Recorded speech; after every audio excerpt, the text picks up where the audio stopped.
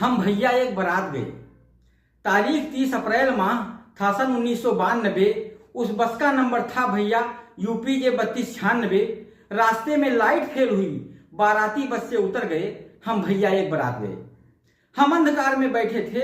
1 घंटे में लाइट ठीक हुई। बस 11 बजे रात भैया रेलवे कॉलोनी पहुंच गई। नाश्ता आया हम सब के पास। सुनिए फिर काफी रात गए। हम भैया एक बारात गए। जब बजे रात के 2 भैया हम चले कराने द्वार 4 था। ब्रास बैंड रोड लाइट थी। हम चल भी रहे थे पंक्तिवार। 1 किलोमीटर तक चल करके हम लड़की वालों तक पहुंच गए। हम भैया एक बारात गए। खाने में डिनर में था भैया पूरी पुलाव रायता पनीर, पर फिर भी एक कमी यही थी, पीने के लिए था गर्म नीर। मजबूरी थी हम खा पी गए। हम भैया एक बारात गए।